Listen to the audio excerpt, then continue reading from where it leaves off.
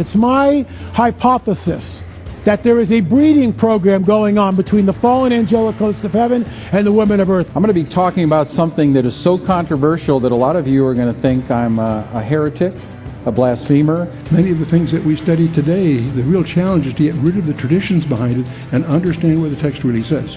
But you know, we could all say that the world has all been here before, and yet the world has never been here before.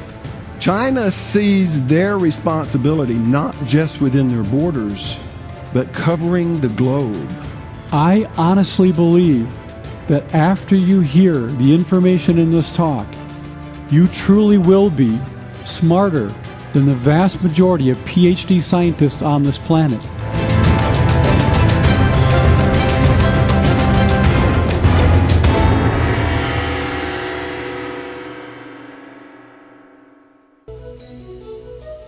Under these described conditions, plants and animals would live longer, be much larger, and that's precisely what we find in the geologic column, in the fossil record. Plants were much larger. All living systems were larger. We have animals that today have an 8 or 9 foot stature with a 16 to 20 foot stature. We have insects such as the dragonfly. Today, the dragonfly has perhaps a 4-inch wingspan. In the fossil record, his counterpart, Meganeuropsis, had up to a 5-foot wingspan. Everything was larger in the past. I'm of the opinion that under better atmospheric conditions, people were living not only longer, but they were taller, much taller. Giants and dinosaurs could not exist today as they did in the past because the atmospheric conditions simply will not permit it. We had a greater ozone layer at the time prior to the flood. At the time of the flood, it was diminished to about 1/7 of what it was at that time, and therefore, life on this earth as we know it no longer has the same life expectancy as it did at the time of the flood. A thinning of the ozone layer means less protection from the ionizing radiation from space, and less protection for plants and animals. Being interested in Earth's original conditions, after 35 years of research on those parameters, I've attempted to reconstruct that context. And in so doing, I've had our engineers build a biosphere that doubles the atmospheric pressure, that increases the electromagnetic energy, that increases the ratio of oxygen, but not to the level of toxicity, that eliminates ultraviolet radiation, etc. And the experiments that we've run have been very gratifying.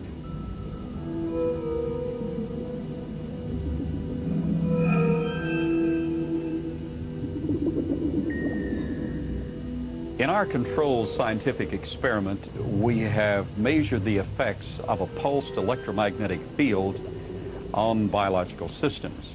We have these pacu piranha fish that normally at 3.5 years of age are about this size under optimal conditions. Yet we have them now in excess of 20 inches, weighing just under 5 pounds each. Under these controlled conditions, we have succeeded in producing giantism at an accelerated rate. Taken at face value, the research looks persuasive, though it has not yet been replicated by other scientists. The conclusion in the tradition seems to be fairly clear that gigantic beings were existing at one time, and that as human history developed, or as physiological, emotional, spiritual changes took place, those beings who survived seemed to be of a smaller gene pool, but the possibility that there were other strands of humanity, as it were, seems to be almost explicitly stated in the Bible itself. In the book of Numbers, we are told that after wandering in the desert with his people, Moses sent out scouts to find a place where they could settle. The scouts went north to Hebron. On their return, they reported, "All the people we saw there are men of gigantic size. We felt no bigger than grasshoppers, and that is how we looked to them."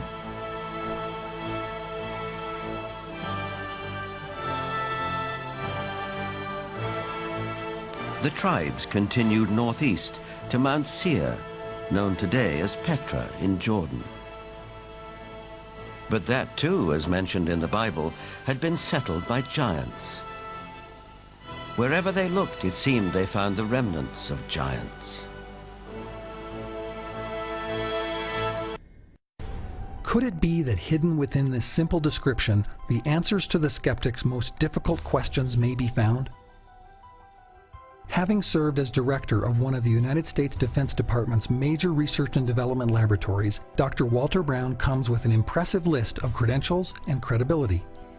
In tackling the subject of Earth's geological development, Dr. Brown has developed a theory that contradicts the generally accepted viewpoint of the scientific community.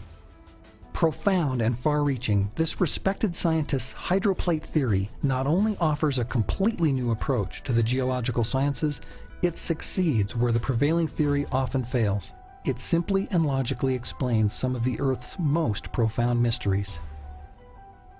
We can see on our planet 25 major features that can now be systematically explained as a consequence of a global flood that erupted from subterranean chambers with an energy release exceeding the explosion of 30 trillion hydrogen bombs.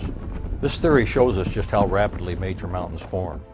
It explains the coal, oil, and methane deposits, the rapid continental drift, and why on the ocean floor there are huge trenches, hundreds of canyons, and tens of thousands of volcanoes. This theory also explains the ice ages, and it gives the primary reason for global warming. It explains the formation of the layered strata in almost all fossils, the frozen mammoths, and major land canyons, especially the Grand Canyon. Surprisingly, it explains the origin of comets, of asteroids, and of meteorites. According to Dr. Brown's theory, the ancient world that Noah lived in was very different from the Earth we occupy today. Noah and other pre-flood people probably lived on one very large supercontinent with lush vegetation, inland seas, and major rivers. The mountains were smaller than today's, perhaps 6,000 feet high. Before the flood, about half the Earth's water was in interconnected chambers, about 10 miles below the Earth's surface. This formed a thin spherical shell, almost a mile thick. The pressure in the subterranean chamber had been increasing for centuries because the gravity of the sun and moon produced tides in the subterranean water that lifted and lowered the Earth's massive crust twice a day. This tidal pumping added gigantic amounts of energy to the subterranean water. This increasing pressure in the subterranean water steadily stretched the crust as a balloon stretches when the pressure inside increases. Failure in the crust began as a microscopic crack that grew in both directions at almost 3 miles per second. The crack, following the path of least resistance, encircled the globe in about 2 hours. As the crack raced around the Earth, the overlying rock crust opened up like a ripped and a tightly stretched claw. So the water exploded violently out of the rupture. The Bible even gives us a precise date. The 600th year of Noah's life, on the 17th day of the 2nd month.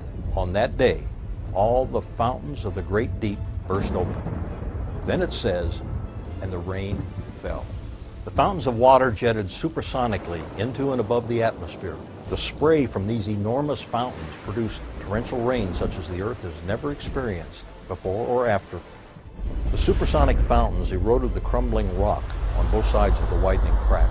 This produced huge volumes of sediments that settled through the floodwaters, trapping and burying plants and animals, forming the fossil record. Eventually, the crack became so wide that the newly exposed floor of the subterranean chamber sprung upward, giving birth to the mid-oceanic ridge that wraps around the Earth like the seam of a baseball. The continental plates, with lubricating water still beneath them, slid downhill away from the rising mid-Atlantic ridge.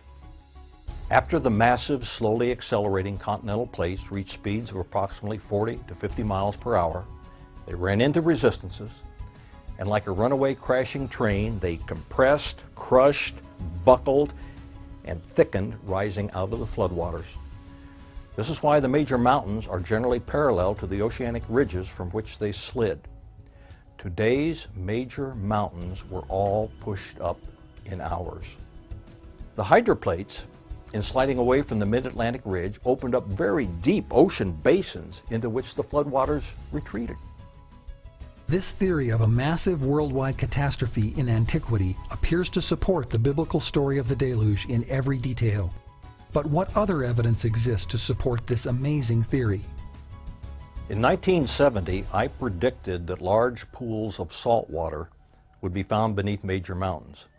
That prediction has been confirmed in several ways, by gravity studies, by seismic studies, and by electromagnetic studies. A paper published in the April 2001 issue of Science magazine announced the discovery of an electrically conductive layer under the Tibetan Plateau.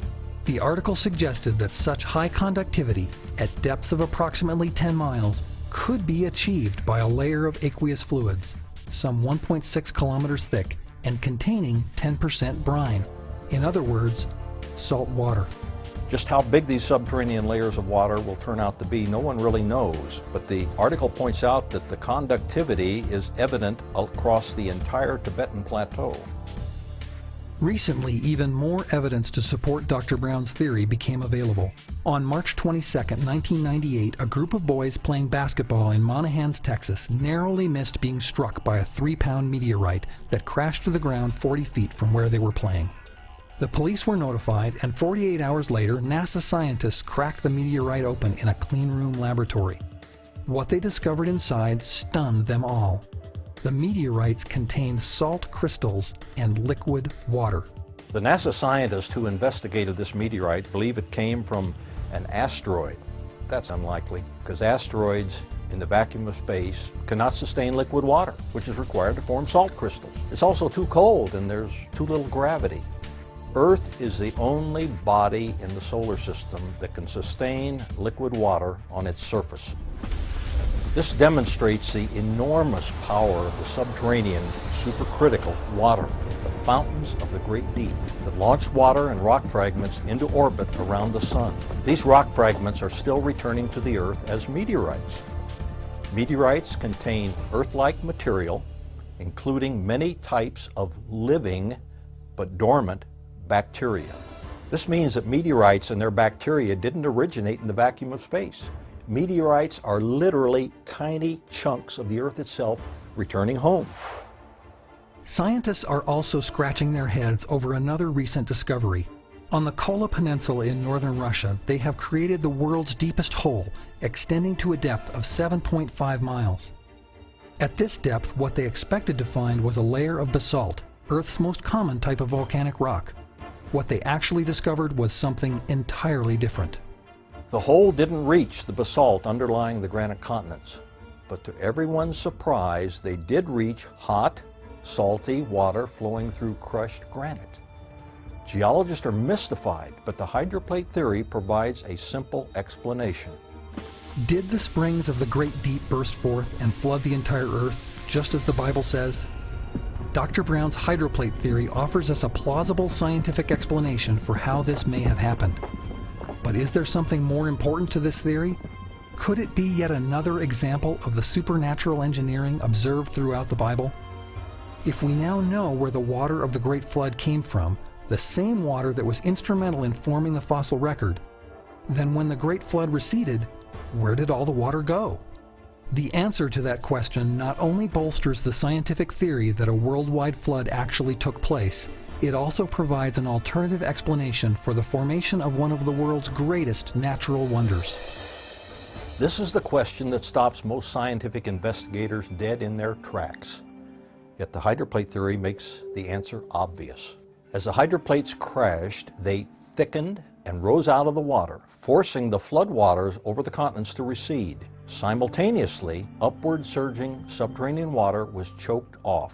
As the floodwater drained off the continents, every continental basin was left brimful of water, producing many post-flood lakes. During the following centuries, some lakes breached their boundaries by either spilling over their rims or undercutting their banks. The rapid, catastrophic discharge of these lakes, much like the collapse of a large dam, carved canyons. Several centuries after the flood, two very large ancient lakes, Grand Lake and Hopi Lake, sitting on top of the high, rising Colorado Plateau, breached their boundaries and carved the Grand Canyon in just a few weeks. The massive canyon was not carved by the relatively small Colorado River over millions of years. That river is a consequence of the carving of the Grand Canyon. Can the residual waters of Noah's flood account for the amazing natural beauty of the Grand Canyon? If Dr. Brown's theory is correct, then the Grand Canyon was carved only a few thousand years ago, and nearly every geology textbook needs to be rewritten. One has only to look at the Earth's anomalies to see that the hydroplate theory provides a far better explanation of the Earth's present condition than the other more prevalent, well-propagated, but highly implausible theories. Were key geological markers, like the Grand Canyon, formed over millions of years? Or did they come to be within the short time frame of Noah's flood? The hydroplate theory, which supports the story of Noah's flood, says it was the latter. If that is true, what better example of supernatural engineering could one ask for?